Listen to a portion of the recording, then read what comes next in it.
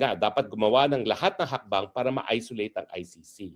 Now, itong bang tangpong ito ba ay sabi-sabi lang? Well, malinaw naman po sa sinabi ni Mark Rubio na kinakailangan ang kooperasyon ng mga kanilang mga aliadong estado. Now, kaya nga po ito yung konteksto ng sinabi ni Claire Castro. Ito po ha, i-quote ko ang sinabi niya para hindi naman ako ma-fake news ha. Ang sinabi niya ay, the Philippines does not interfere in the policies of other countries including the US campaign against the ICC. Hindi rin sila, ang Pilipinas daw hindi naghihimasok sa pulisiya ng mga Amerika gaya ng pulisiya ng Amerika sa ICC. Well, una-una, mali po yan. Dahil ang Marcos sunod-sunuran sa pulisiya ng Amerika. Ang katunayan, ang Amerika po ang nagdidikta na dapat ipagamit ng Pilipinas ang mga base militar natin para magamit ng mga Amerikano para sa kanilang kasundaluhan at sa kanilang mga preposition equipment pag nagkaroon ng gera laban sa China over Taiwan. So hindi po totoo yan na hindi natin pinapakialaman ang pulisiya ng Amerika dahil ang pulisiya ng Amerika ang siyang pinatutupad ni Marcos. Dahil wala naman tayong pang-nasyonal na interes para tayo po ay makalagkad sa gera over Taiwan dahil ang Pilipinas, kasama na rin ng Amerika, ay talaga namang kinikilala na ang Taiwan ay kabahagi ng isang one China policy lang. So maling-mali po dito si Ante Claire na wala raw siya tayong pakialam sa pulisiya ng mga banyagang bansa gaya ng Estados Unidos. Hindi po, sunod-sunuran tayo. Kaya kinakailangan mag-isip ng husto si Marcos Jr. kung susunod siya dito sa patakaran ng Amerika laban sa ICC. Dahil sa ngayon po, narinig naman natin yung sinabi ng judge, no, yung presiding judge ng trial chamber, na hanggang ngayon nakikipagtulungan pa ang Pilipinas sa ICC sa pagkalap ng ebidensya laban kay Tatay Digong. Yan po ay nakapagtataka dahil halos magdadalawang taon na nakakulong si Tatay Digong, aba hindi pa tapos ang investigasyon, saka nakakita. Kulong muna bago mag-investigasyon. At yung request nga po ng Amerika, hindi lang po yung request, no, yan talaga ay panawagan na wag makipag-cooperate, lalabagin po yan ni Marcos Jr. Bagamat alam po natin na ang pulisiya ni Marcos Jr., lalong-lalo na sa West Philippine Sea issue at paggamit ng ating mga base militar, ay dikta mismo ng mga Amerikano. Sabi pa niya, yung US effort does not involve the Philippines. Paano hindi involve the Philippines? Siya nga nagpakulong kay Tatay Digong dyan sa ICC.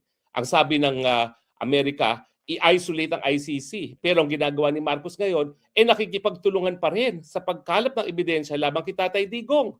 Hindi ba yan ay talagang taliwas na nakakulong sa dahig si Tatay Digong?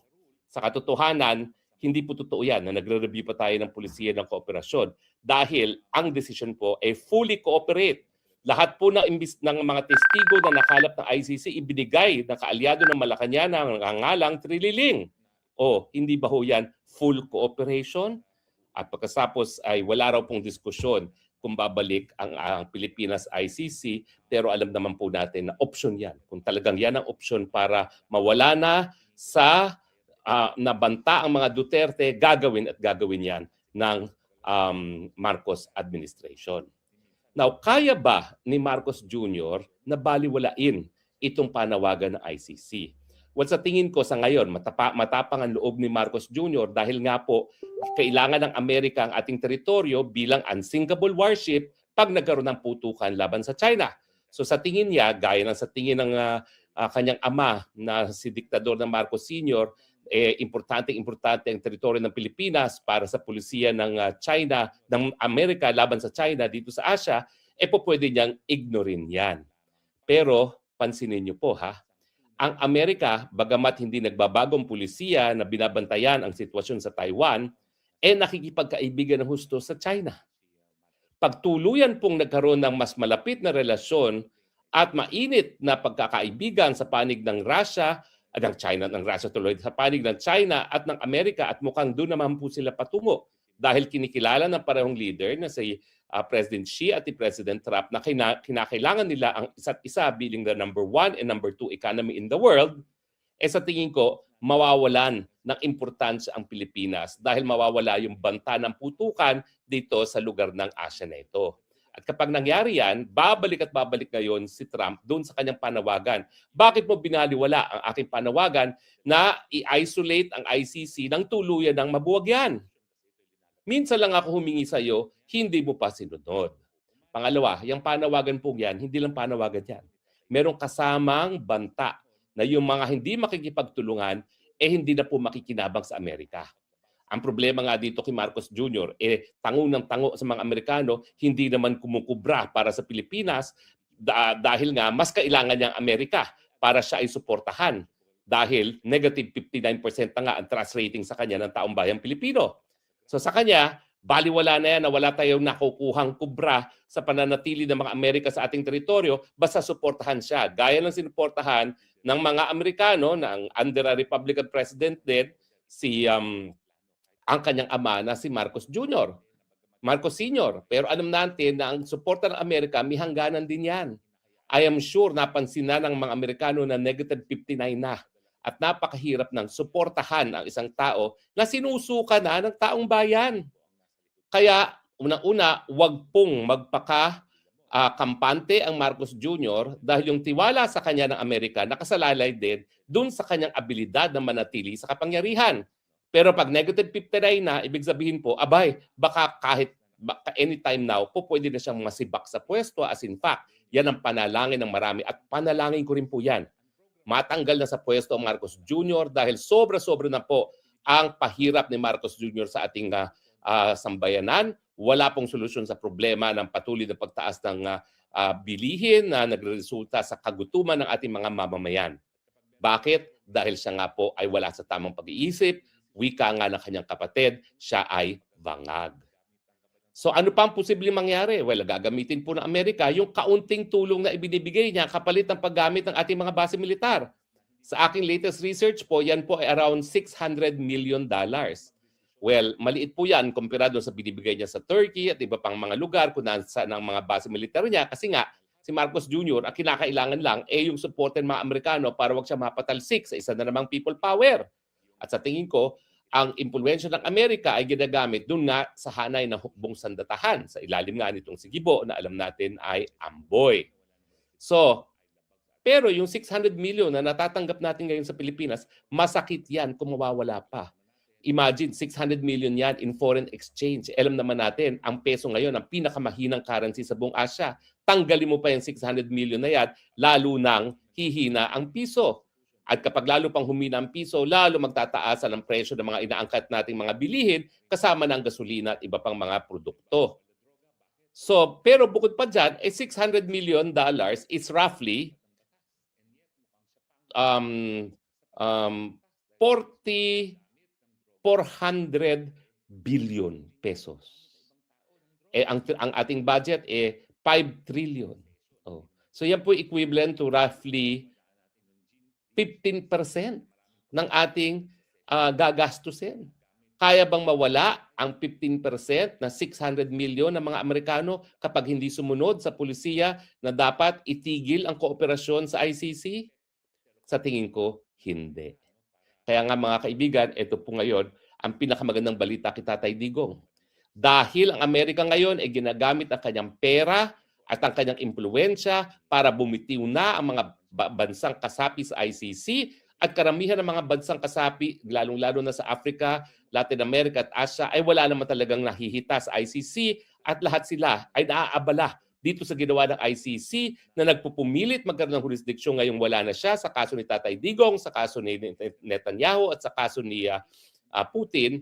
Talaga naman pong ito yung push na kinakailangan para mawala na talaga tuluyan ang karamihan ng mga bansa na kasapi ngayon ng ICC. At pag nawala ang karamihan ng bansa, kasama na siguro ang Japan at South Korea, na napakatindi ng mga pondong kinocontribute, posible po tuluyan ng mabuwag ang ICC. At pag nabuwag na yan, susunduin ko na po si Tatay Digong sa kulungan at uuwi na kaming sabay.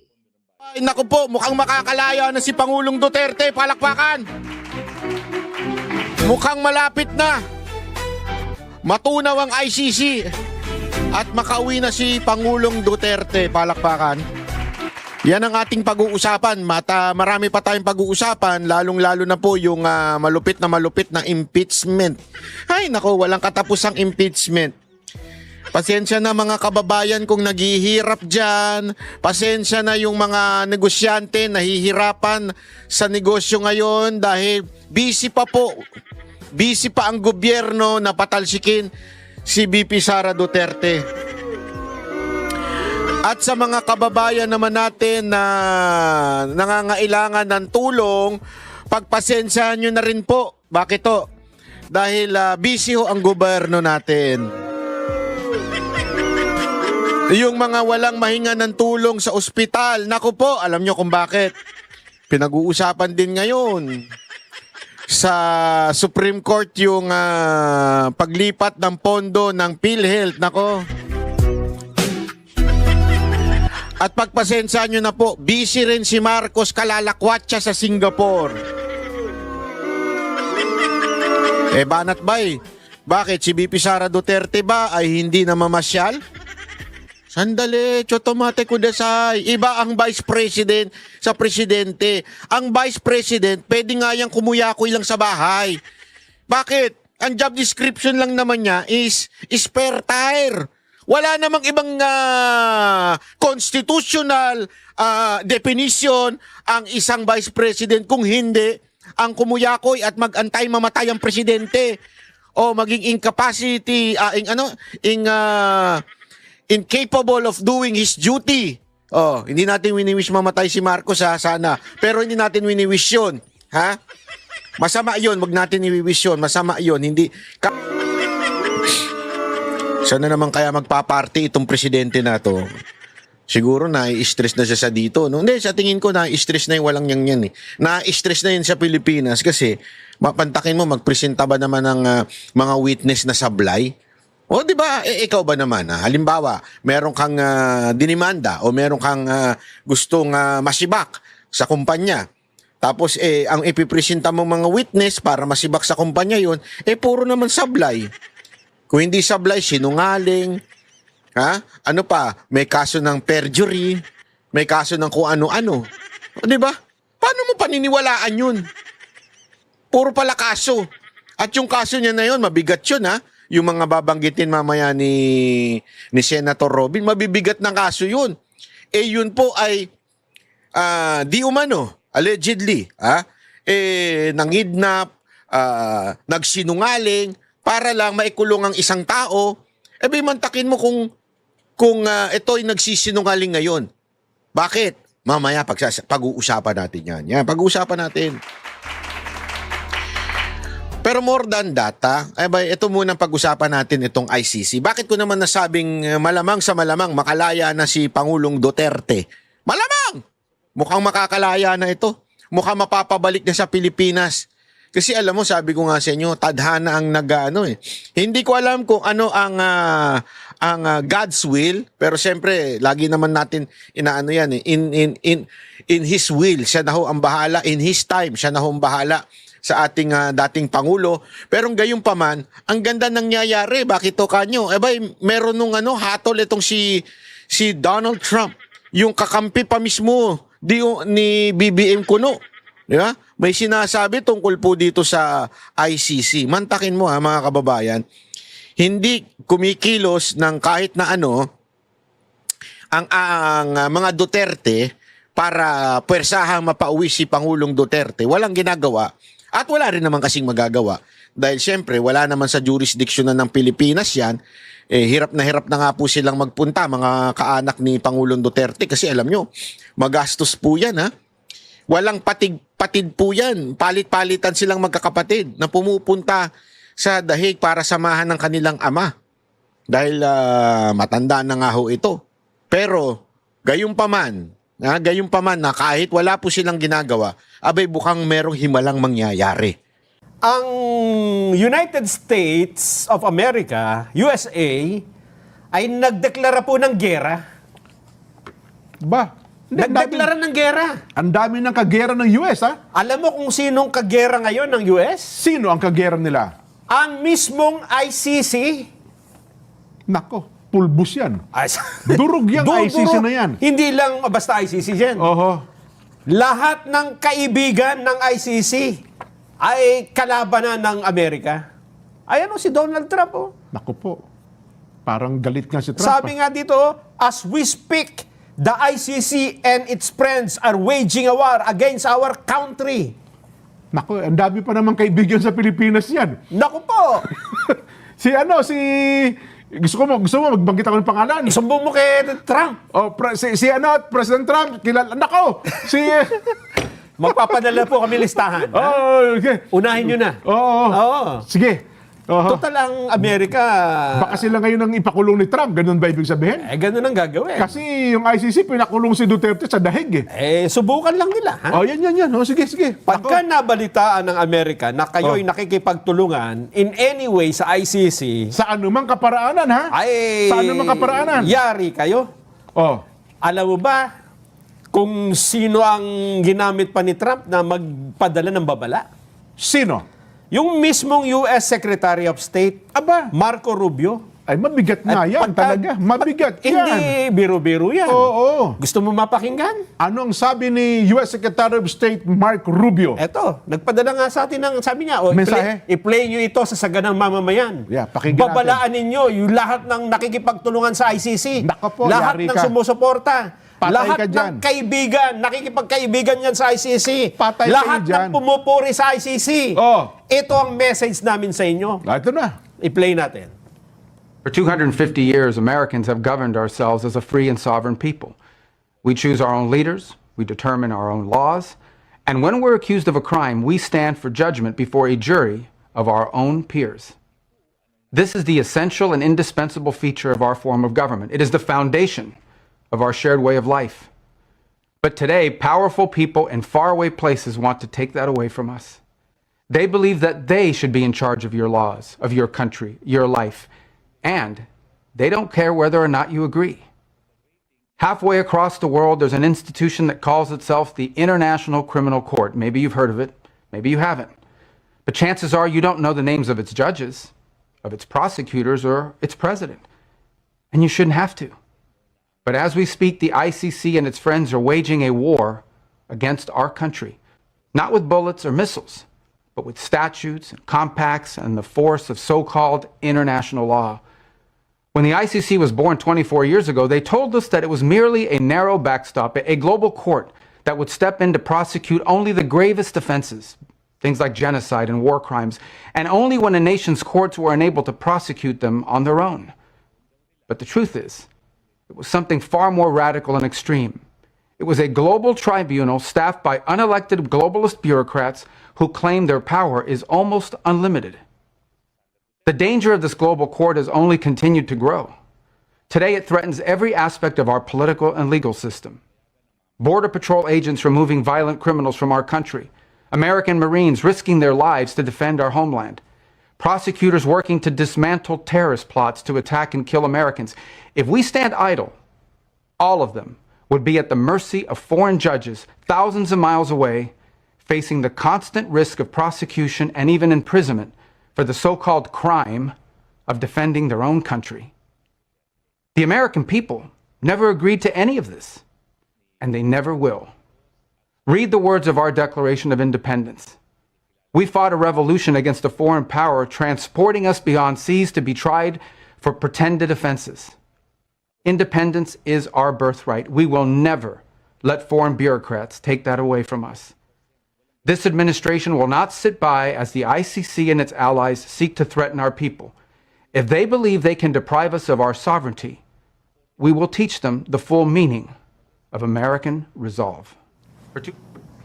Yan po si US Secretary of State Mark Rubio. Hindi ba matindi? Ang bigat ng mga sinabi niya. Ang bigat. Kasi nga naman itong ICC, sabi niya, kahit ayaw mo, pinakikialaman ito mga hukom sa inyong mga bansa At ang sabi niya, ang kanilang inaasunto ay yung nagpapatupad lang naman ng batas. Yun. At dinedepensahan ng kanilang sariling bansa laban sa mga terorista o sa sino mang nais na pumatay sa kanilang mga nationalities. Parang, Diba? parang pinariringgan ng Pilipinas, ha? Oo Ganyan-ganyan na nangyari sa Pilipinas, eh. Ay, ang sabi Diba? ni Secretary Marco Rubio, ay hindi kami papayag.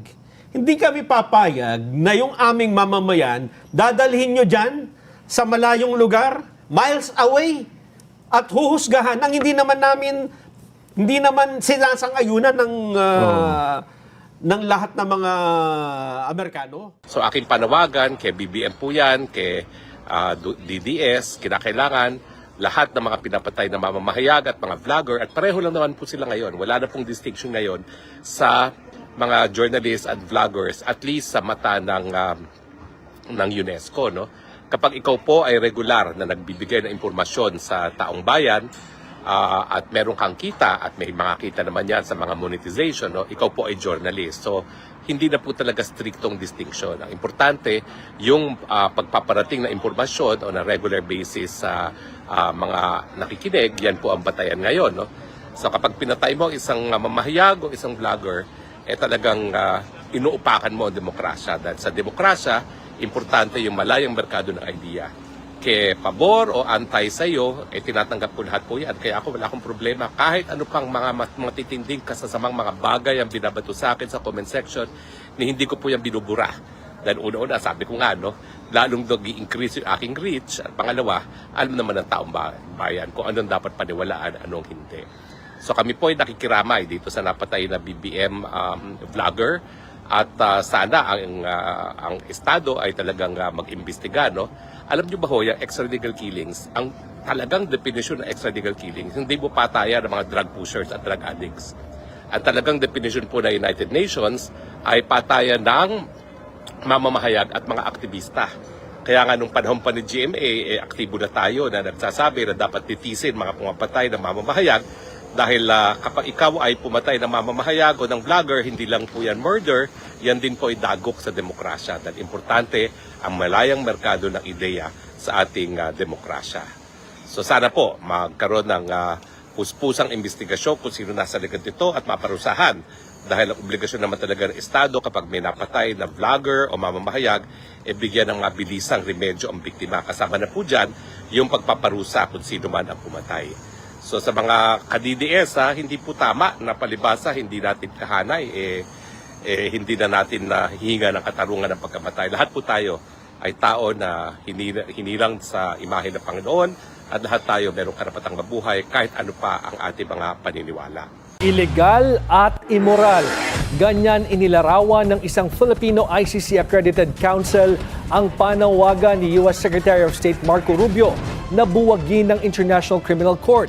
Ito ay sa gitna ng patuloy na bangayan o banggaan sa pagitan ng Washington at ng Hague-based tribunal at habang pinag-aaralan raw ng Pilipinas ang posisyon nito sa pakikipag-ugnayan sa ICC.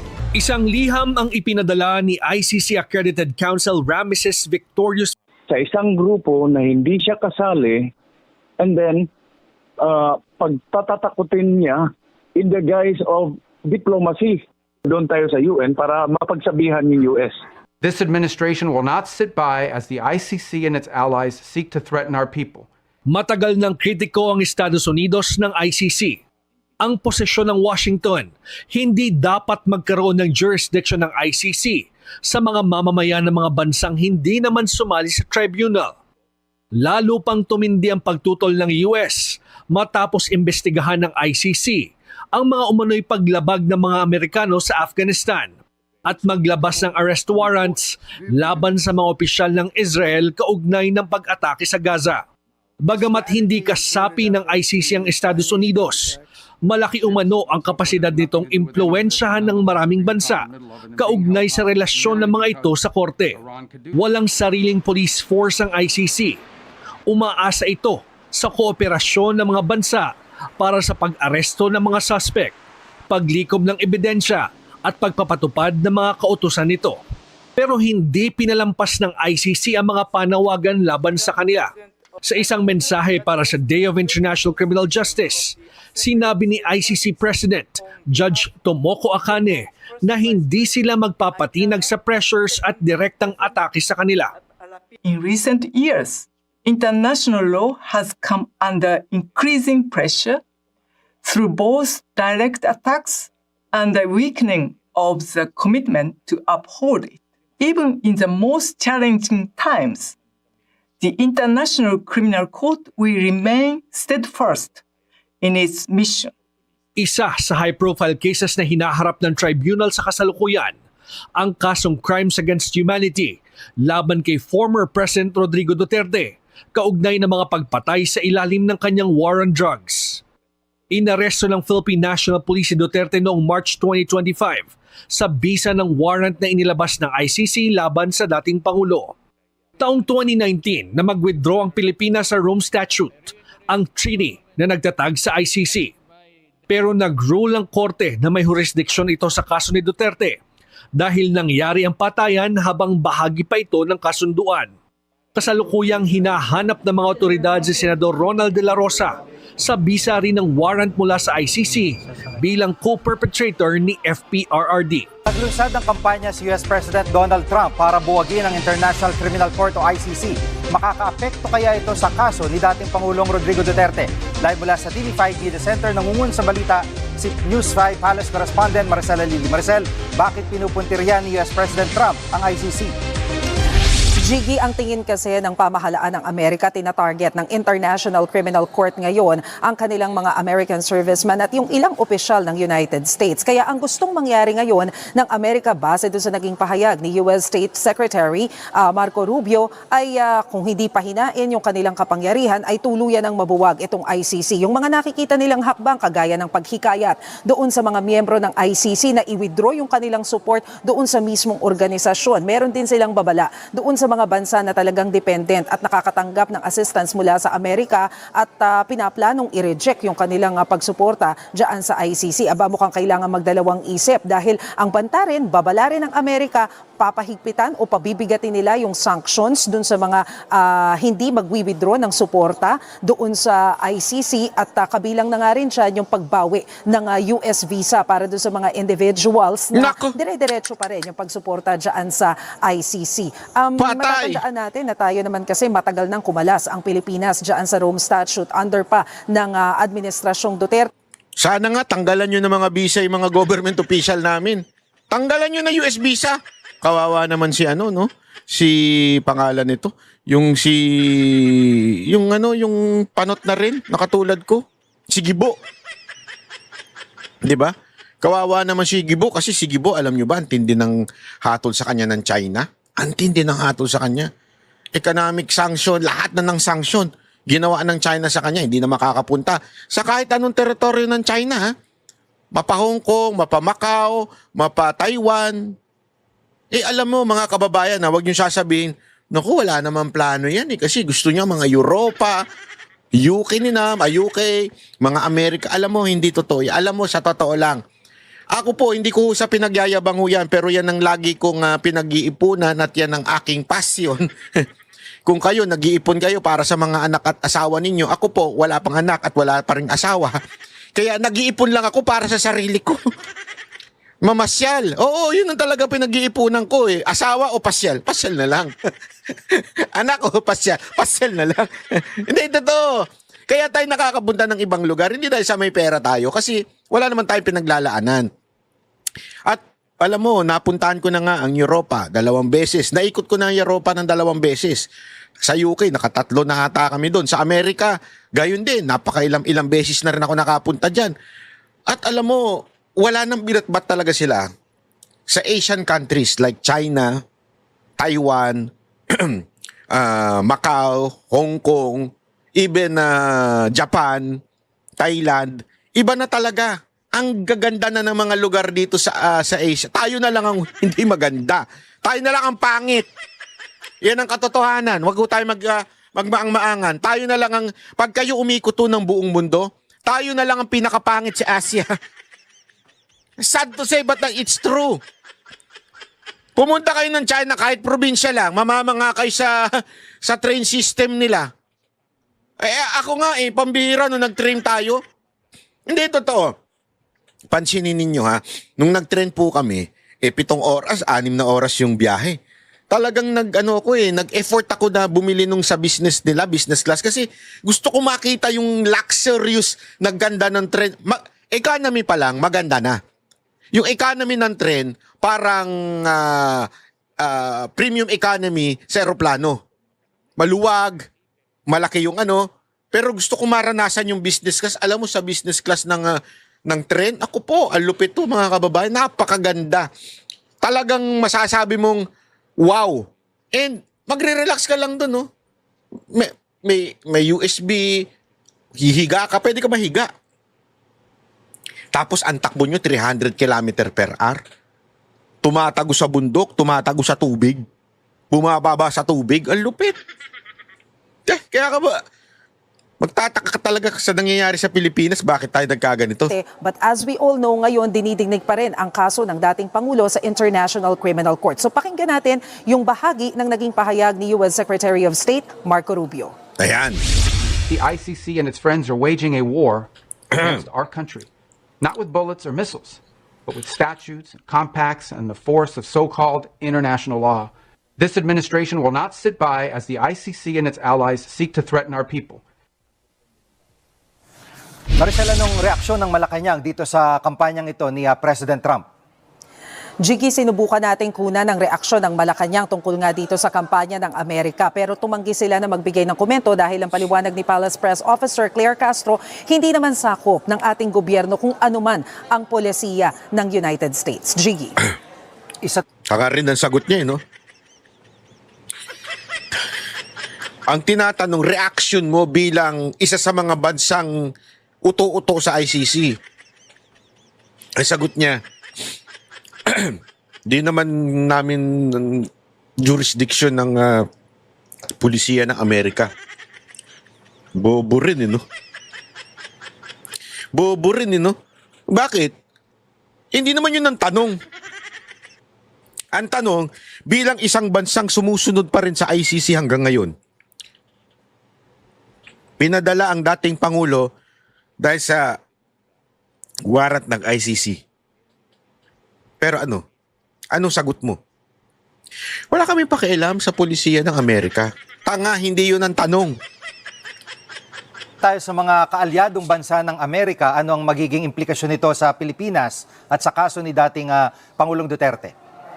Oo, Jiggy, kanina kinausap natin ang isang ICC accredited lawyer, si Attorney Joel Butuyan, at sinabi nga niya na nakakabahala itong ginawang pahayag ng Amerika laban sa ICC dahil kilala daw ang Amerika doon nga sa pagpapa-implement ng rule of law, international law. Pero parang ngayon gusto nilang mawala na sa kanila yung titulo na yon dahil ang nakakahanay daw nila sa mga ganitong klase ng pahayag ay ang mga bansang Russia, North Korea at China. Pero ang sinabi ni attorney, mukhang sa ngayon wala naman siyang nakikita na anumang epekto nitong pahayag na ito doon sa kaso ni former President Rodrigo Duterte. Dahil ang tingin niya, kaya naman daw naglabas ng pahayag na ganito ang Amerika dahil doon sa paghabol ng ICC, doon sa krimen na nangyari sa Afghanistan kung saan alam natin na inukupa ng US yung ilang bahagi nila dyan at yung issue ng pag-atake ng Israel sa Palestine. So pagdating dito sa kaso ni former President Rodrigo Duterte, sabi nga, baka nga daw mas maging advantageous pa sa Amerika kung sakaling maparusahan itong dating Pangulo dahil alam naman daw ng US na ang dating Pangulo ay pro-China. Pero ang tingin nila, hindi mangyayari yung pag-withdraw ng majority ng members ng ICC sa kabila ng panawagan ng US. Nasa 125 more or less yung members ng ICC. Sabi kasi nila, malaki pa rin daw yung impluensya ng Europe dito sa mga bansang ito at i-consider din yan. Siguro kung meron man daw mag-withdraw ng support, yun nga yun talagang totally ay dependent sa Amerika. Alam mo, Trump, kung ako sa'yo, sampulan mo kami.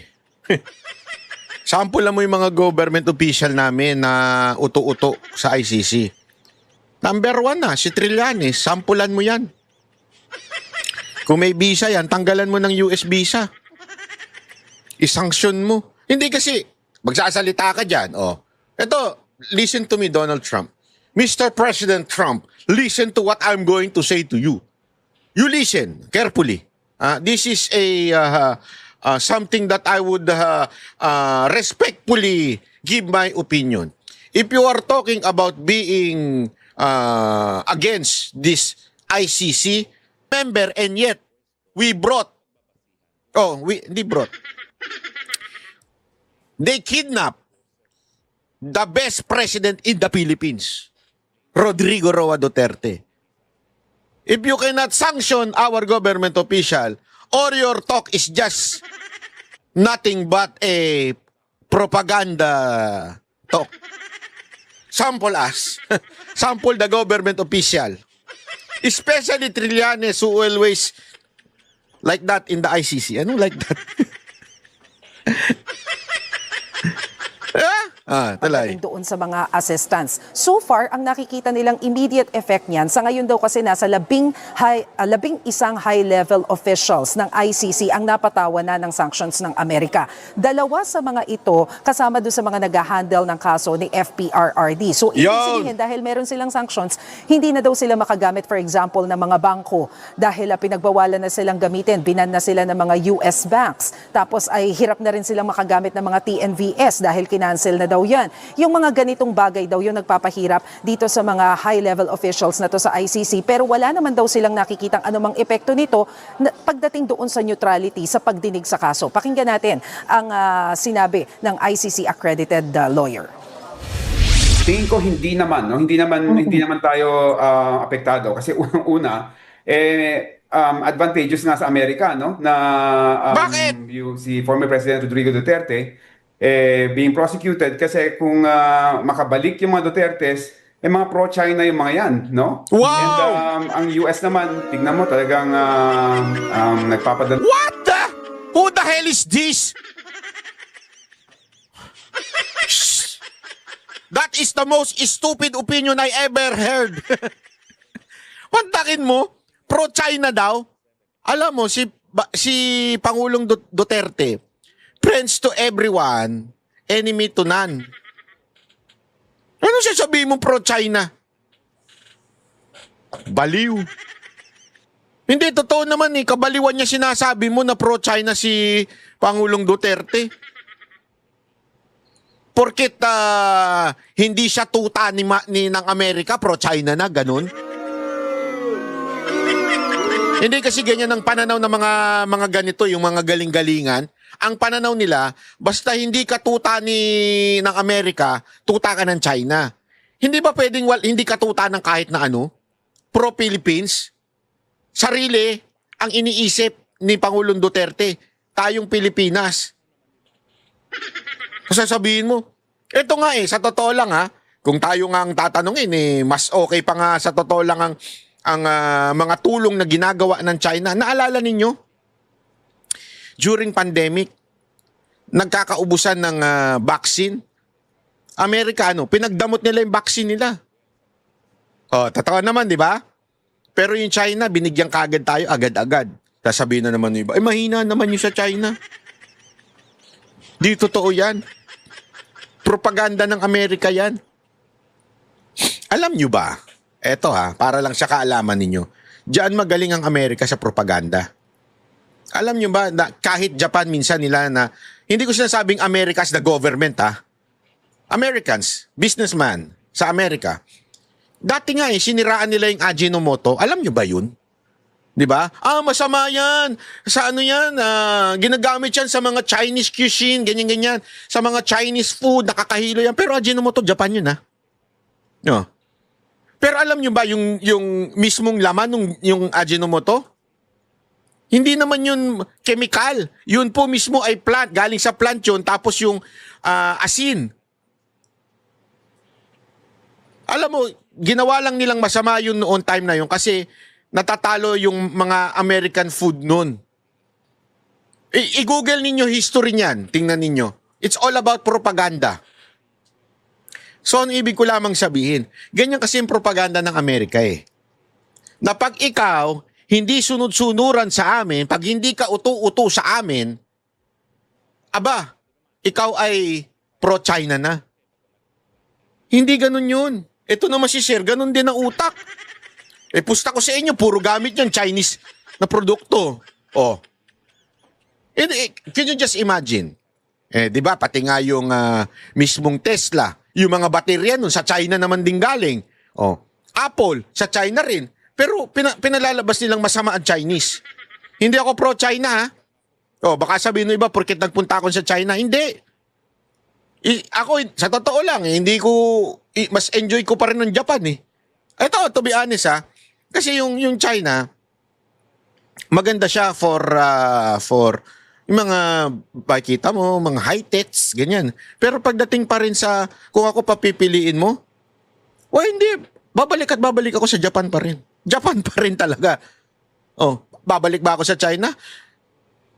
Siguro sa Hong Kong. Maybe sa Macau, pag gusto kong makakita ng malalaking building na malalaking hotel, pero not literally pupunta doon. Kung makikipagnegosyo ko, yan, pupunta akong China. Kasi doon talagang yung mga negosyo doon magandang dalhin dito. Pero kung mamamasyal ako, punta akong Japan, punta akong Thailand, punta akong Vietnam. Yun ang pupuntahan ko. Oh, ano ibig ko lamang pong sabihin mga kababayan? Simpleng-simple. Etong mga palabas nito, mga ganito. Etong mga taong to, yan. Mga propagandista yan. Talagang pinaano nila sa na America is #1. China, tayo ay dating si Pangulong Duterte ay pro-China, kalokohan. Kailangan ng mga sundalo dito sa ating bansa para kontrahin yung ginagawa ng China to really expand its influence and its territorial claim within Asia, no? So tingin ko hindi nila masyadong pag-iinitan 'yan. May payag ba ang kampo ni na dating Pangulong Duterte sa usaping ito, Maricel?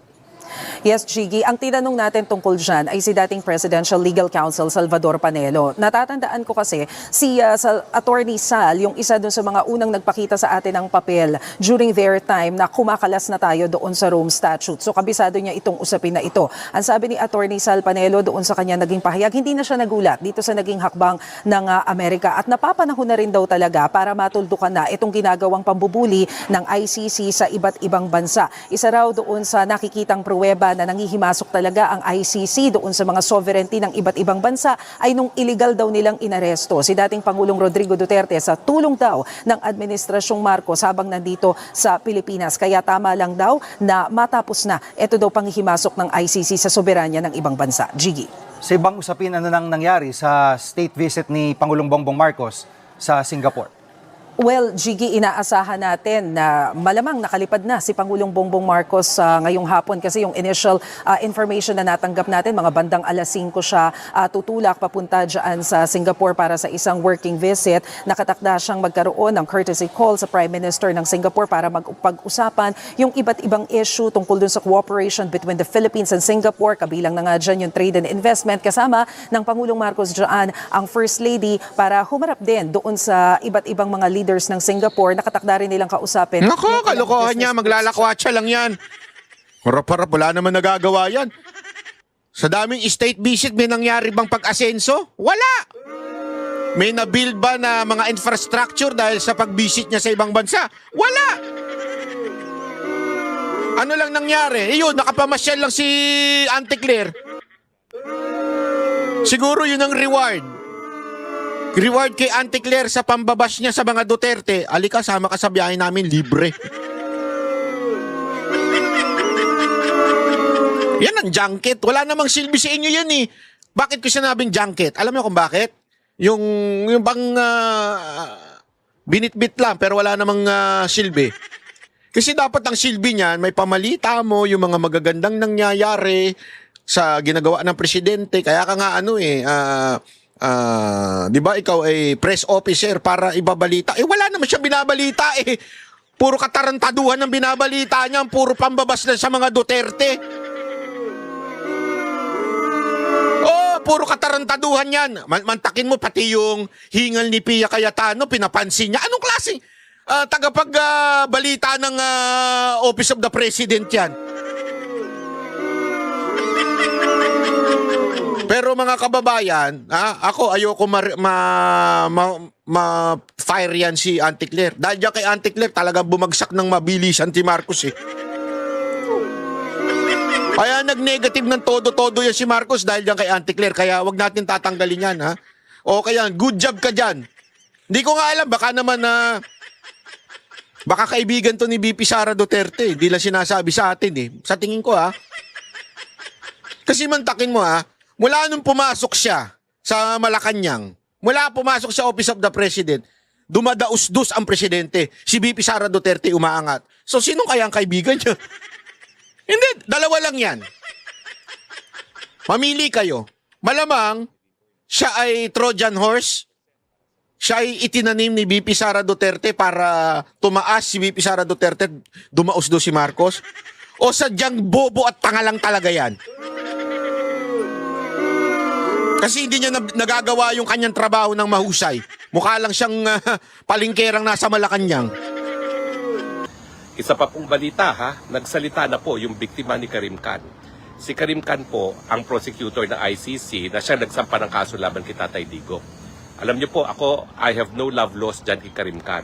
Dahil nung unang pagdating ko po dito sa Netherlands, yan ang unang-unang tumutol sa aking pagtatayo bilang abogado. Dahil sabi nga niya, may kaso daw ako sa Pilipinas, no? At hindi ako dapat tumayo na abogado kay Tatay Digong.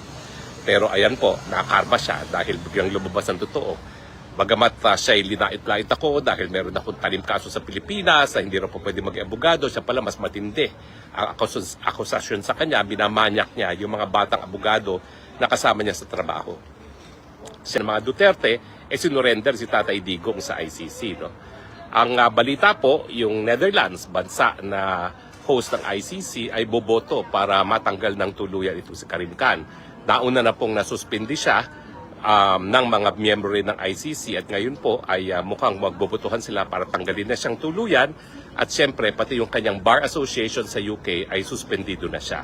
So mukhang lumalabas po na malakas ang ebidensya na nagmanyaki siya sa kanyang batang abogada at ang tanong, kung ganyan pala ang pagkatao ni Karim Khan, paano naka-impluwensya yung ganyang pagkatao sa pag-iimbestiga kay Tatay Digong?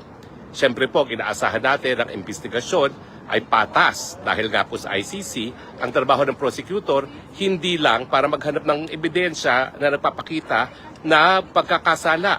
Kinakailangan tignan din niya ang ebidensya na nagpapakita na walang pagkakasala at kung merong ganyang impormasyon, dapat magkaroon ng desisyon na hindi dapat magtuloy ang kaso. Sa atin nga po, sa issue pa ng jurisdiction, may issue na tayo hindi na nga tayo miyembro ng ICC. Yung kanyang predecessor, alam ko hindi naman siya ay nagpabaya, pero yung kanyang predecessor, yung kanyang pinalitan na prosecutor, natulog sa kangkungan at nag-antay ng pangalawang taon bago tayo magbitiw, bago humingi ng abiso para mag-preliminary investigation. Alam ko po, sabi ng pre-trial chamber at ng appellate chamber ay nung nagsimula ang investigasyon, tuloy-tuloy na po yan. Pero sa akin po, tingin ko pagkakamali yan. At meron naman po 2 dating appeals chamber judges na sumasang-ayon doon sa ating posisyon na dapat wala na talagang jurisdiction ang ICC. Pero wag natin kakalimutan ha, kaya ngayon po talaga nanawagan ng Amerika sa lahat mga kaalyado na gawin ang lahat para mawala ng ICC dahil nga dito sa ICC na pagpipilit na may jurisdiction sa mga bansa na wala namang tinatanggap na jurisdiction ng ICC. Mga bansa gaya nga po ng Israel, ng Russia na hindi naman kasapi sa ICC, bakit nila i-issuehan ng warrant of arrest? Ganyan din po nangyari sa Pilipinas. Nung una tayo miyembro, pero tayo bumitiw na. Bakit nagpipilit na magkaroon pa ng jurisdiction? No? So, kaya nga po, well, sa lahat ng mga pulisya ni Trump, I find myself supporting itong panawagan ni Trump na dapat brick by brick talagang buwagin ng ICC kasi nga po, ang ICC, ang lumalabas ngayon, bagamat ang pinagkasunduan ng mga naging kasapin ICC ay court of last resort sila, dahil otherwise, malalabag ang soberenya at pagiging independyente ng mga bansa, ayun nga po, binabaliwala yung pagpayag ng mga bansa na kilalanin ng ICC only as a court of last resort. Kung hindi gumagana ang mga lokal na hukuman, tignan yung nangyayari sa Pilipinas. Bukas na bukas naman ng mga hukuman. Ang ating Korte Suprema, patuloy pag-iimbestiga sa mga patayan sa drug war. Magkakaroon tayo ng writ of amparo, writ of habeas corpus, writ of habeas data, and yet nakikihimasok sa paglilitis sa mga kaso na dapat lokal na hukuman at lokal na piskal na naglilitis. No? So yan po ang sentimiento ng Amerika. At syempre, ang Amerika ay siya nagpapadala ng mga kasundaluhan sa iba't ibang parte ng daigdig at nung minsan na nagsimula ang investigasyon ng ICC laban sa mga Amerikanong sundalo dyan sa Afghanistan. Hindi ko alam kung talagang may krimen na ginawa mga kasundaluhan, siguro meron nga. Kasi dito nga sa gera sa Pilipinas at Amerika, yan po yung pinakamatinding gera kung saan linabag talaga ang batas na umiiral pag merong gera, no? IHL na tinatawag, International Humanitarian Law. At wala ang kaduda-duda na siguro may mga war crimes ka na nagawa din ng mga kasundaluhang mga Amerikano dyan sa Afghanistan. Pero ang punto, hindi nga pumayag ang Amerika na kilalanin ang jurisdiction ng ICC, bakit nagpupumilit. At yan ngayon ang dahilan kung bakit nanawagan ng Amerika na buwagin ang ICC. Ang mga aliado hiningi niya gawin ang lahat para ma-isolate ang ICC, ipatupad ang mga sanctions laban sa mga opisyalis sa ICC at sa ICC mismo at bumitiw na sa pagiging miyembro. Gaya na aking nasabi dati, 3 African states na ang kailan lamang ay bumitiw na at inaasahan natin yung lahat ng 55 member states ng African Union ay bibitiw na rin. At sa tingin ko, yan po ang magiging dahilan kung bakit ang Tatay Digong ay makakauwi sooner than we expect. Tingin ko po, pag bumitiw na ang mga bansa na mayorya na miyembro ng ICC, ngayon po 125, kung maging 50 na lang sila, anong karapatan nila na litisin pa si Tatay Digong? At syempre, wala na silang resources para magpatuloy ng paglilitis, no? Dahil kung yung mga pinakamalaking kontribusyon gaya ng Japan, isang napakalalakas na aliado ng Amerika ay tutugon doon sa panawagan ng Amerika na bugay ng ICC, saan pa sila kukuha ng pera? I doubt if the European Union alone is willing to sustain yung operation ng ICC, lalong-lalo na, no, na yung kanilang mga ex-colonies ay hindi naman membro na ng ICC. Well, anyway, yan lang po ang ating pag-uusapan ngayon. Ang panalangin na sana po ay tuluyan na mabuwag ang ICC nang makauwi na si Tatay Digong at ang panawagan. Kahit sinong vlogger, kahit sinong mamamahayag na pinatay, may obligasyon ng ang Estado na imbestigahan, parusahan ang pumapatay dahil kapag pinaslang mo ang mga nagkakalat ng impormasyon sa malayang merkadong ideya, yan po ay krimen ng pagpatay at dagok sa demokrasya. Opisyal na kasagutan ng gobyerno ni Marcos doon sa panawagan ni Marco Rubio na Secretary of Foreign Affairs o Secretary of State ng Amerika para sa lahat ng mga aliado na gumawa na ng hakbang para mabuwag na ang ICC. Ano bang hinihingi ng Secretary Rubio? No? Una-una, hinihingi niya na ang mga kaalyado bumitiw sa pagiging miyembro. Ito naman po siguro ay mangyayari na miski hindi gumawa ng ganyang panawagan si Rubio dahil ang members po ng African Union, 55 states of Africa, ay nagsabi na talagang intention nilang bumitiw. Sa katunayan, 3 African states po, bukod pa sa Burundi, so 4 na po yan, African states ay bumitiw. Kasama po dyan ang Mali, ang Burkina Faso, at saka nakalimutan ko yung isa pa, Niger. Okay, so 4 na pong African states na bumitiw, kasama ang Pilipinas. Yung Hungary po bumitiw, pero nagkaroon na bagong Prime Minister, kaya po pinagpaliban ang pagbibitiw sa ICC, pero tignan po natin ang developments dyan. Now, ano bang hinihingi ng Amerika? Una-una, para sa mga kaalyado na bumitiw. Pangalawa, para sa mga kaalyado na suportahan ng sanctions na inimpose ng ICC laban sa ICC itself, laban sa mga opisyalis ng ICC, kasama na ang mga judges at prosecutor. Ibig sabihin, i-freeze ang kanilang mga bank accounts para mas sila ay makasweldo dyan sa ICC, ay hindi sila makakagamit ng kahit anong bank deposit outside of Europe. Actually, pati po sa Europe, may issue dyan.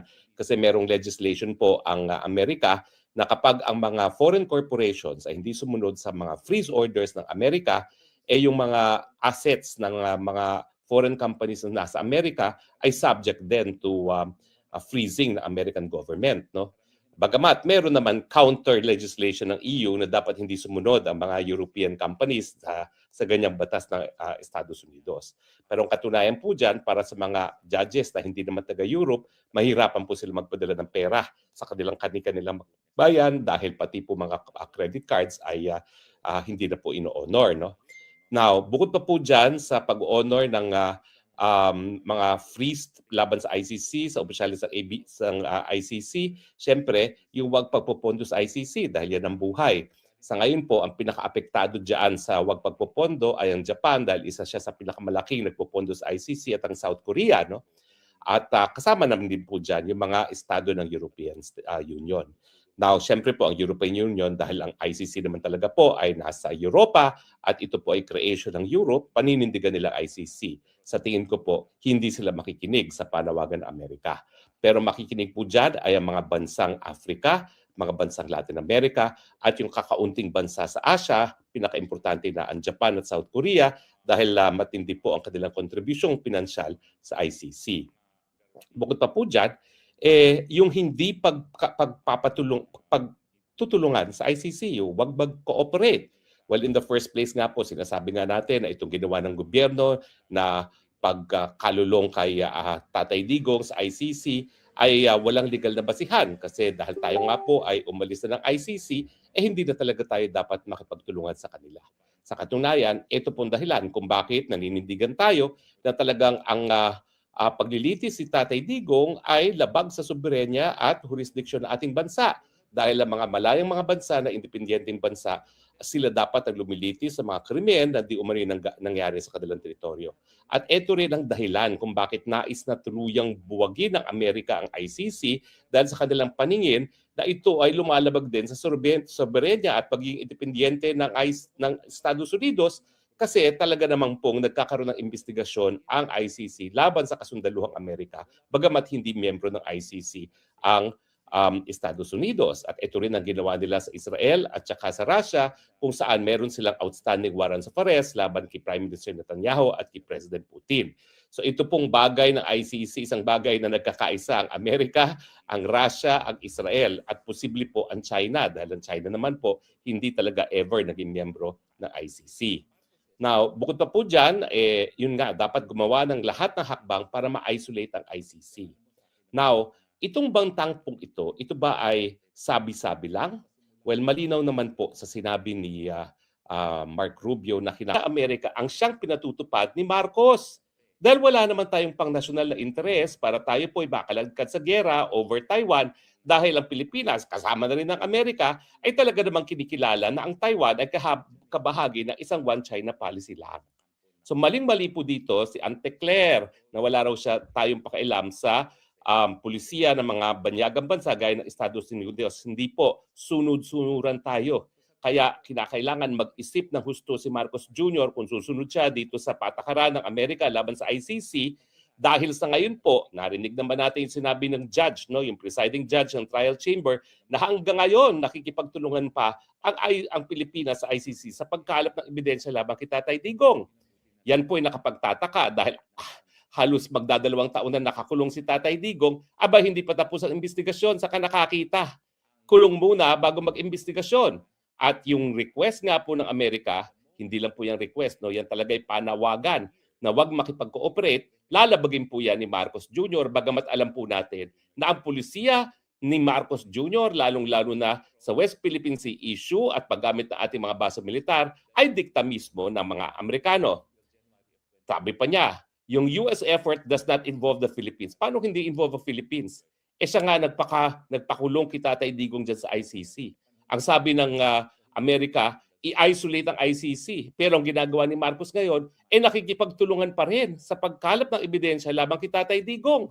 Hindi ba yan ay talagang taliwas na paglabag dun sa panawagan ng mga Amerikano? At ang sabi pa niya, ito si Ante Claire we are still reviewing our own policy on cooperation with the ICC but stress that no final decision has yet been made. Well, ito po kasi ay bunsod dun sa alyansa nga ng mga kain-sukang dilawan na ngayon ay nagsasabi na dapat bumalik nga tayo sa ICC dahil sila po ay talagang tuwan-tuwa na nakakulong sa dahig si Tatay Digong. Sa katotohanan, hindi po totoo yan na nagre-review pa tayo ng pulisiya ng kooperasyon dahil ang decision po ay fully cooperate. Lahat po ng mga testigo na nakalap ng ICC ibinigay ng kaalyado ng Malacanang ng ngalang Trililing. O, hindi ba ho yan full cooperation? At pagkatapos ay wala raw pong diskusyon kung babalik ang Pilipinas ICC, pero alam naman po natin na option yan. Kung talagang yan ang option para mawala na sa nabanta ang mga Duterte, gagawin yan ng Marcos administration. Now, kaya ba ni Marcos Jr. na baliwalain itong panawagan ng ICC? Well, sa tingin ko sa ngayon, matapang ang loob ni Marcos Jr. dahil nga po kailangan ng Amerika ang ating teritoryo bilang unsinkable warship pag nagkaroon ng putukan laban sa China. So sa tingin niya, gaya ng sa tingin ng kanyang ama na si Diktador na Marcos Sr., importante ang teritoryo ng Pilipinas para sa pulisiya ng China, ng Amerika laban sa China dito sa Asia, po pwede niyang ignorin yan.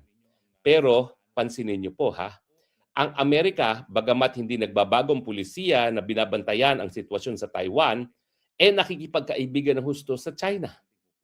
Pagtuluyan pong nagkaroon ng mas malapit na relasyon at mainit na pagkakaibigan sa panig ng Russia at ng China, ng Russia tuloy sa panig ng China at ng Amerika at mukhang doon naman po sila patungo dahil kinikilala ng parehong leader na si President Xi at si President Trump na kinakailangan nila ang isa't isa bilang the number 1 and number 2 economy in the world, sa tingin ko, mawawalan ng importansya ang Pilipinas dahil mawawala yung banta ng putukan dito sa lugar ng Asia na ito.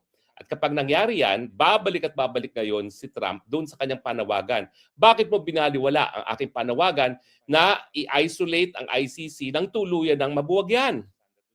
Minsan lang ako humingi sa iyo, hindi mo pa sinunod. Pangalawa, yung panawagan po yan, hindi lang panawagan yan. Merong kasamang banta na yung mga hindi makikipagtulungan, hindi na po makikinabang sa Amerika. Ang problema nga dito kay Marcos Jr., tango ng tango sa mga Amerikano, hindi naman kumukubra para sa Pilipinas dahil nga mas kailangan niya ang Amerika para siya ay suportahan. Dahil negative 59% na nga ang trust rating sa kanya ng taong bayang Pilipino. So sa kanya, baliwala na yan na wala tayong nakukuhang kubra sa pananatili ng mga Amerika sa ating teritoryo, basta suportahan siya. Gaya ng sinuportahan ng mga Amerikano na under a Republican president din, ang kanyang ama na si Marcos Jr., Marcos Sr. Pero alam natin na ang suporta ng Amerika, may hangganan din yan. I am sure napansin na ng mga Amerikano na negative 59 na. At napakahirap ng suportahan ang isang tao na sinusuka na ng taong bayan. Kaya unang-una, wag pong magpaka-kampante ang Marcos Jr. dahil yung tiwala sa kanya ng Amerika nakasalalay din dun sa kanyang abilidad na manatili sa kapangyarihan. Pero pag negative 59 na, ibig sabihin po, baka anytime now, pwede na siyang masibak sa pwesto. As in fact, yan ang panalangin ng marami at panalangin ko rin po yan. Matanggal na sa pwesto ang Marcos Jr. dahil sobra-sobra na po ang pahirap ni Marcos Jr. sa ating sambayanan. Wala pong solusyon sa problema ng patuloy na pagtaas ng bilihin na nagresulta sa kagutuman ng ating mga mamamayan. Bakit? Dahil siya nga po ay wala sa tamang pag-iisip, wika nga ng kanyang kapatid, siya ay bangag. So ano pa ang posibleng mangyari? Well, gagamitin po ng Amerika yung kaunting tulong na ibinibigay niya kapalit ng paggamit ng ating mga base militar. Sa aking latest research po, yan po ay around $600 million. Well, maliit po yan kumpirado sa binibigay niya sa Turkey at iba pang mga lugar kung nasaan ang mga base militar niya. Kasi nga, si Marcos Jr., ang kinakailangan lang yung support ng mga Amerikano para wag siya mapatalsik sa isa na namang people power. At sa tingin ko, ang impluwensya ng Amerika ay ginagamit doon nga sa hanay ng hukbong sandatahan sa ilalim nga nitong Sigibo na alam natin ay Amboy. So, pero yung 600 million na natatanggap natin ngayon sa Pilipinas, masakit yan kung mawawala pa. Imagine, 600 million yan in foreign exchange. Alam naman natin, ang peso ngayon, ang pinakamahinang currency sa buong Asia. Tanggalin mo pa yung 600 million na yan, lalo nang hihina ang piso. At kapag lalo pang humina ang piso, lalo magtataasan ang presyo ng mga inaangkat nating mga bilihin kasama ng gasolina at iba pang mga produkto. So, pero bukod pa dyan, $600 million is roughly 400 billion pesos. Ang ating budget 5 trillion. Oh. So yan po equivalent to roughly 15% ng ating gagastusin. Kaya bang mawala ang 15% na 600 million ng mga Amerikano kapag hindi sumunod sa pulisiya na dapat itigil ang kooperasyon sa ICC? Sa tingin ko, hindi. Kaya nga mga kaibigan, ito po ngayon ang pinakamagandang balita kay Tatay Digong. Dahil ang Amerika ngayon ay ginagamit ang kanyang pera at ang kanyang impluwensya para bumitiw na ang mga bansang kasapi sa ICC at karamihan ng mga bansang kasapi, lalong-lalo na sa Africa, Latin America at Asia, ay wala naman talagang nahihita sa ICC at lahat sila ay naaabala dito sa ginawa ng ICC na nagpupumilit magkaroon ng jurisdiksyon ngayong wala na siya sa kaso ni Tatay Digong, sa kaso ni Netanyahu at sa kaso ni Putin. Talaga naman pong ito yung push na kinakailangan. Palakpakan. Yan ang ating pag-uusapan. Marami pa tayong pag-uusapan, lalong-lalo na po yung malupit na impeachment. Ay, nako, walang katapusang impeachment. Pasensya na mga kababayan kung naghihirap dyan. Pasensya na yung mga negosyante nahihirapan sa negosyo ngayon dahil busy pa ang gobyerno na patalsikin si VP Sara Duterte. At sa mga kababayan naman natin na nangangailangan ng tulong, pagpasensyahan nyo na rin po. Bakit to? Dahil busy ho ang gobyerno natin. Yung mga walang mahinga ng tulong sa ospital, naku po, alam nyo kung bakit. Pinag-uusapan din ngayon sa Supreme Court yung paglipat ng pondo ng PhilHealth. Nako. At pagpasensyahan nyo na po, busy rin si Marcos, kalalakwat siya sa Singapore. Banat bay, bakit si BP Sara Duterte ba ay hindi na mamasyal? Sandali, chotomate kudasay. Iba ang Vice President sa Presidente. Ang Vice President, pwede nga yung kumuyakoy lang sa bahay. Bakit? Ang job description lang naman niya is spare tire. Wala namang ibang constitutional definition ang isang Vice President kung hindi ang kumuyakoy at mag-antay mamatay ang Presidente o maging incapable of doing his duty. Hindi natin wini-wish mamatay si Marcos sana. Pero hindi natin wini-wish yun. Ha? Masama yun, wag natin i-wish yun. Masama yun. Hindi, kahit sobrang sama niyan, kahit sobrang demonyo na ni BBM, wag natin i-wish na mamatay siya sana. Dahil masama po yun. Ha? Okay? Pero, syempre, ang talagang trabaho lang ng Vice Presidente, kumuyakoy at mag-antay lang na hindi na capable ang presidente. Yun ang kanyang trabaho. Kaya kung kumuyakoy yan, mamasyal yan, wala na tayong dyan. Kasi yun naman ang kanyang trabaho. Unless gawin siyang sekretary ng isang departamento. Wala na rin. Dahil bakit to? Dahil doon sa pag-aaway ni Marcos dito kay BP Sara Duterte, kailangan mag-resign ni BP Sara Duterte. Ginagago siya Di ba? Tapos ano pa? Etong presidente natin. May gana pang pumunta ng Singapore ang animal. Sana naman kaya magpa-party itong presidente na to. Siguro na-stress na siya sa dito. No? Hindi, sa tingin ko na-stress na yung walang yan. Na-stress na yun sa Pilipinas kasi mapantakin mo, magpresenta ba naman ng mga witness na sablay? Di ba? Ikaw ba naman? Halimbawa, meron kang dinimanda o meron kang gustong masibak sa kumpanya. Tapos, ang ipipresenta mo mga witness para masibak sa kumpanya yun, puro naman sablay. Kung hindi sablay, sinungaling. Ano pa? May kaso ng perjury. May kaso ng kung ano-ano. Di ba? Paano mo paniniwalaan yun? Puro pala kaso. At yung kaso niya na yun, mabigat yun Yung mga babanggitin mamaya ni Senator Robin, mabibigat ng kaso yun. Yun po ay di umano, allegedly, nangidnap, nagsinungaling, para lang maikulong ang isang tao. Mantakin mo kung ito ay nagsisinungaling ngayon. Bakit? Mamaya pag-uusapan natin yan. Pag-uusapan natin. Pero more than that, ito munang pag-usapan natin itong ICC. Bakit ko naman nasabing malamang sa malamang makalaya na si Pangulong Duterte? Malamang! Mukhang makakalaya na ito. Mukhang mapapabalik na sa Pilipinas. Kasi alam mo, sabi ko nga sa inyo, tadhana ang Hindi ko alam kung ano ang God's will, pero siyempre, lagi naman natin inaano yan in His will, siya na ho ang bahala. In His time, siya na ho ang bahala sa ating dating Pangulo. Pero gayon pa man, ang ganda nangyayari. Bakit to kanyo? Meron nung hatol itong si Donald Trump. Yung kakampi pa mismo ni BBM Kuno. Di ba? May sinasabi tungkol po dito sa ICC. Mantakin mo mga kababayan. Hindi kumikilos ng kahit na ang mga Duterte para puwersahang mapauwi si Pangulong Duterte. Walang ginagawa. At wala rin naman kasing magagawa. Dahil siyempre, wala naman sa jurisdiction ng Pilipinas yan.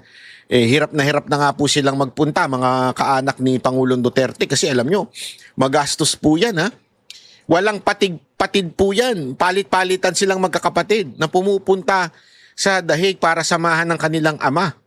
Dahil matanda na nga ho ito. Pero, gayon pa man na kahit wala po silang ginagawa, bukang merong himalang mangyayari. ang United States of America, USA, ay nagdeklara po ng gera. Ba? Nagdeklara ng gera. Ang dami ng kagera ng US, ha? Alam mo kung sinong kagera ngayon ng US? Sino ang kagera nila? Ang mismong ICC. Nako, pulbus yan. Ay, Durog yung ICC na yan. Hindi lang basta ICC yan. Oho. Lahat ng kaibigan ng ICC ay kalabanan ng Amerika. Ayan o, si Donald Trump. Oh. Nako po. Parang galit nga si Trump. Sabi nga dito, as we speak, the ICC and its friends are waging a war against our country. Nako, ang dami pa naman kaibigan sa Pilipinas yan. Naku po! Si gusto mo magbanggit ako ng pangalan. Isumbong mo kay Trump. Oh, President Trump, kilala. Nako, Magpapadala po kami listahan. Oh, okay. Unahin nyo na. Oo. Oo. Sige. Oho. Total ang Amerika. Baka sila ngayon ang ipakulong ni Trump. Ganun ba ibig sabihin? Ganun ang gagawin. Kasi yung ICC, pinakulong si Duterte sa dahig eh. Subukan lang nila. Ha? Oh, yan. Oh, sige. Pagka nabalitaan ng Amerika na kayo'y nakikipagtulungan in any way sa ICC, Sa anumang kaparaanan, ha? Sa anumang kaparaanan. yari kayo. Oh. Alam mo ba kung sino ang ginamit pa ni Trump na magpadala ng babala? Sino? Yung mismong US Secretary of State, Aba, Marco Rubio. ay mabigat nga yan talaga. Mabigat yan. Hindi biro-biro yan. Oo. Gusto mo mapakinggan? Ano ang sabi ni US Secretary of State Marco Rubio? Eto, nagpadala nga sa atin ng, sabi niya, Mensahe? i-play nyo ito sa saganang mamamayan. Yeah, pakinggan Babalaan ninyo yung lahat ng nakikipagtulungan sa ICC. Nako po, lahat yari ng ka. sumusuporta. Patay lahat ka dyan. ng kaibigan, nakikipagkaibigan yan sa ICC. Patay lahat kayo dyan. ng pumupuri sa ICC. Oh. Ito ang message namin sa inyo. Ito na. I-play natin. For 250 years, Americans have governed ourselves as a free and sovereign people. We choose our own leaders, we determine our own laws, and when we're accused of a crime, we stand for judgment before a jury of our own peers. This is the essential and indispensable feature of our form of government. It is the foundation of our shared way of life. But today, powerful people in faraway places want to take that away from us. They believe that they should be in charge of your laws, of your country, your life, and they don't care whether or not you agree. Halfway across the world, there's an institution that calls itself the International Criminal Court. Maybe you've heard of it, maybe you haven't.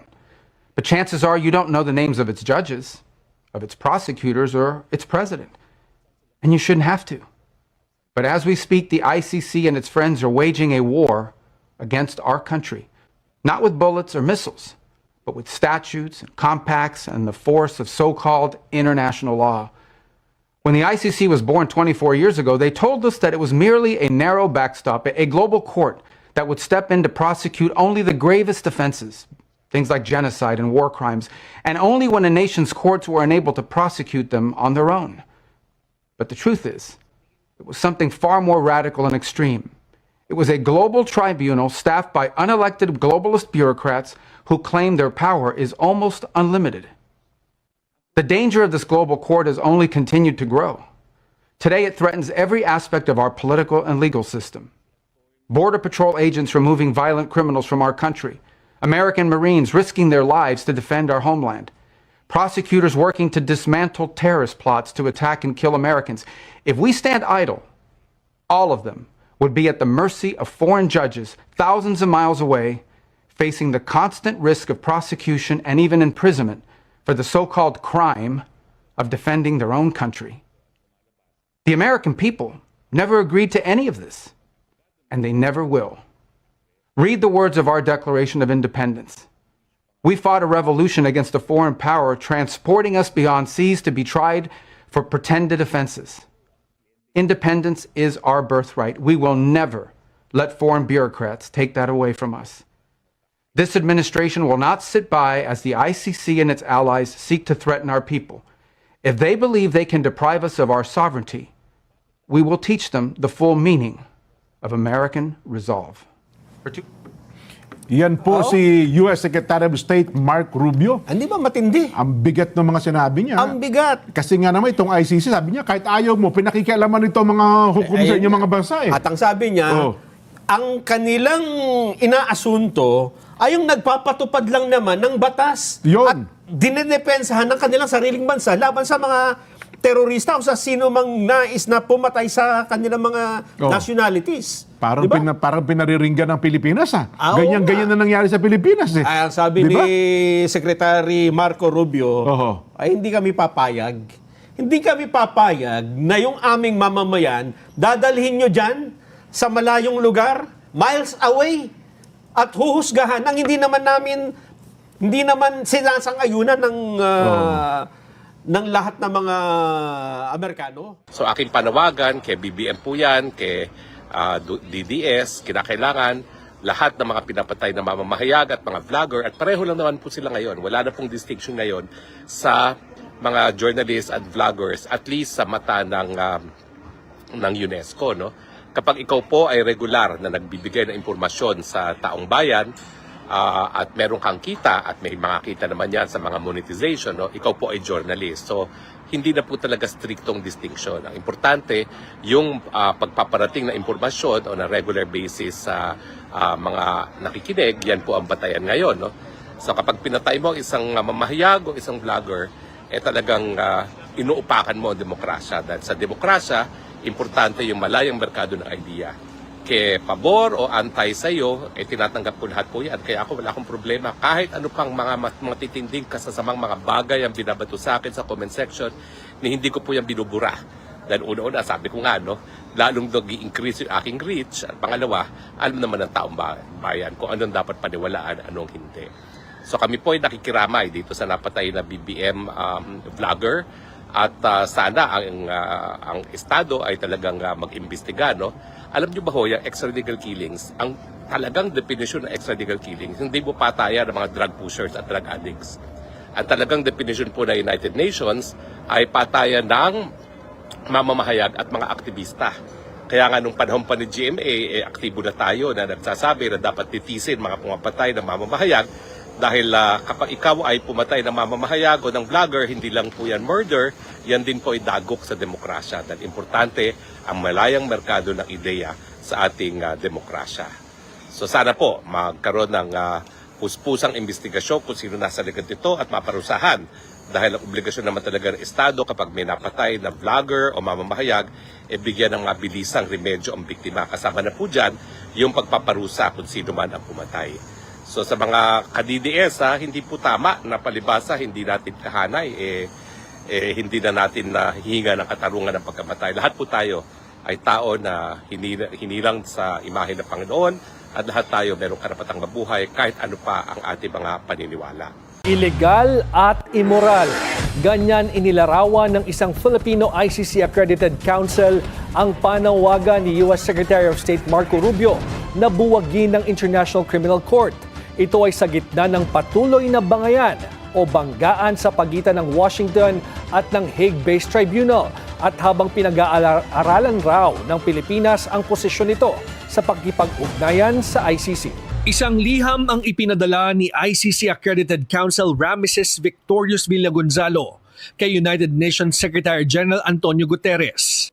Ito ay para kondinahin ang mga pahayag ni U.S. Secretary of State Marco Rubio na gagawin ng Washington ang lahat para i-dismantle ang International Criminal Court. Ayon kay Villagonzalo, hindi lang ICC bilang isang fair at functional court ang nakataya dito, kundi ang mas malawak na international justice system na nagpapanagot sa mga kasong genocide, war crimes, crimes against humanity at crime of aggression.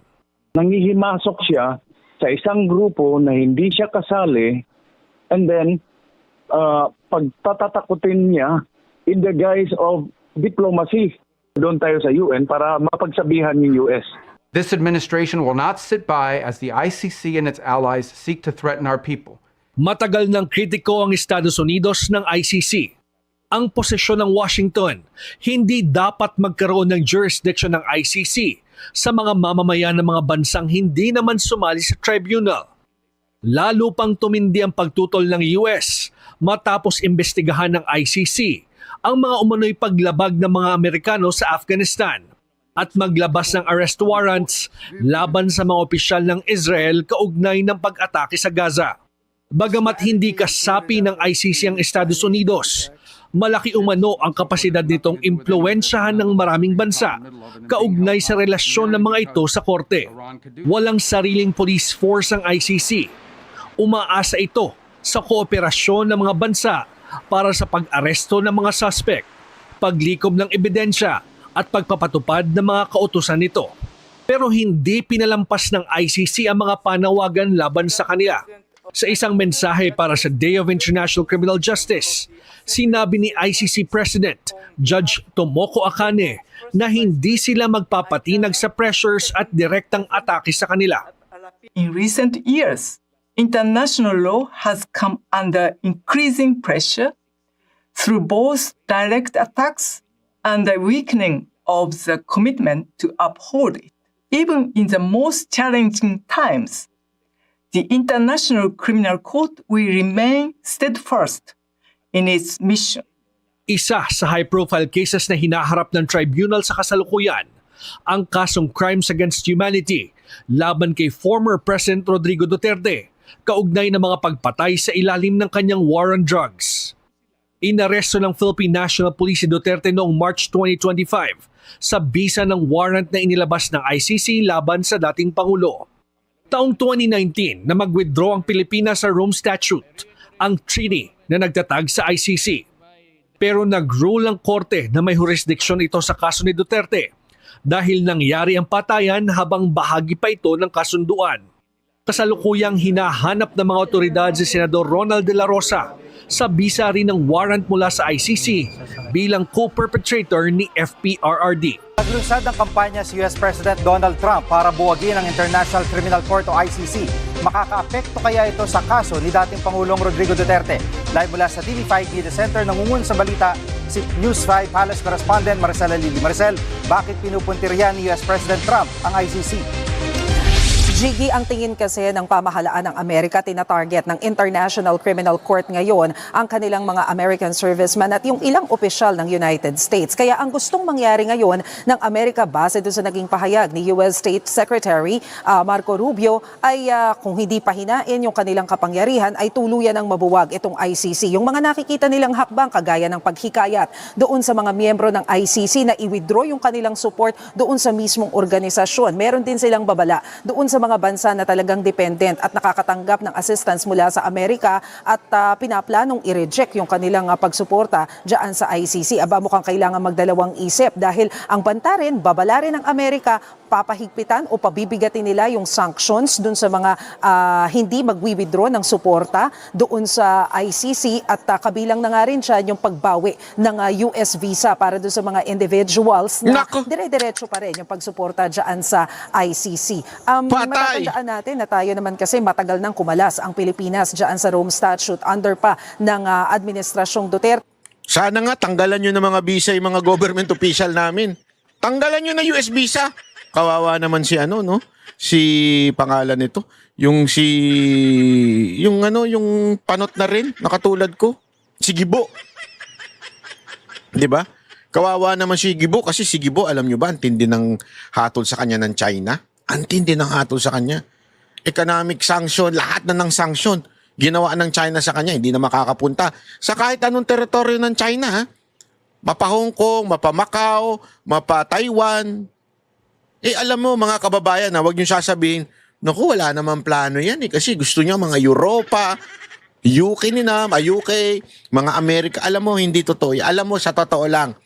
Ako po, hindi ko sa pinagyayabang yan, pero yan ang lagi kong pinag-iipunan at yan ang aking passion. Kung kayo, nag-iipon kayo para sa mga anak at asawa ninyo, ako po, wala pang anak at wala pa ring asawa. Kaya nag-iipon lang ako para sa sarili ko. Mamasyal. Oo, yun ang talaga pinag-iipunan ko eh. Asawa o pasyal? Pasyal na lang. Anak o pasyal? Pasyal na lang. Hindi, totoo. Kaya tayo nakakapunta ng ibang lugar. Hindi dahil sa may pera tayo kasi wala naman tayong pinaglalaanan. At alam mo, napuntahan ko na nga ang Europa 2 beses. Naikot ko na ang Europa ng 2 beses. Sa UK, nakatatlo na ata kami doon. Sa Amerika, gayon din. Ilang beses na rin ako nakapunta dyan. At alam mo, wala nang binatbat talaga sila sa Asian countries like China, Taiwan, Macau, Hong Kong. even Japan, Thailand, iba na talaga. Ang gaganda na ng mga lugar dito sa Asia. Tayo na lang ang hindi maganda. Tayo na lang ang pangit. Yan ang katotohanan. Huwag ko tayo magmaang-maangan. Tayo na lang ang, pag kayo umikuto ng buong mundo, tayo na lang ang pinakapangit sa Asia. Sad to say, but it's true. Pumunta kayo ng China, kahit probinsya lang, mamamanga kayo sa train system nila. Ako nga pambihira nung nag-train tayo. Hindi, totoo. Pansinin ninyo ha, nung nag-train po kami, 7 oras, 6 na oras yung biyahe. Talagang nag-effort ako na bumili nung sa business nila, business class, kasi gusto ko makita yung luxurious na ganda ng train. Economy pa lang, maganda na. Yung economy ng train, parang premium economy sa aeroplano. Maluwag, malaki yung pero gusto ko maranasan yung business class. Alam mo, sa business class ng train, ako po, ang lupit to mga kababayan, napakaganda. Talagang masasabi mong, wow. And magre-relax ka lang dun, no? May USB, hihiga ka, pwede ka mahiga. Tapos ang takbo nyo, 300 km per hour. Tumatago sa bundok, tumatago sa tubig. Bumababa sa tubig, ang lupit. Kaya ka ba, magtataka ka talaga sa nangyayari sa Pilipinas, bakit tayo nagkaganito? But as we all know, ngayon dinidignig pa rin ang kaso ng dating Pangulo sa International Criminal Court. So pakinggan natin yung bahagi ng naging pahayag ni US Secretary of State Marco Rubio. Ayan. The ICC and its friends are waging a war against our country, not with bullets or missiles, but with statutes, compacts, and the force of so-called international law. This administration will not sit by as the ICC and its allies seek to threaten our people. Maricel, anong reaksyon ng Malacanang dito sa kampanyang ito ni President Trump? Jiggy, sinubukan natin kunan ng reaksyon ng Malacanang tungkol nga dito sa kampanya ng Amerika. Pero tumanggi sila na magbigay ng komento dahil ang paliwanag ni Palace Press Officer Claire Castro, hindi naman sakop ng ating gobyerno kung anuman ang polisiya ng United States. Jiggy. Saka rin ang sagot niya, no? Ang tinatanong, reaction mo bilang isa sa mga bansang uto-uto sa ICC.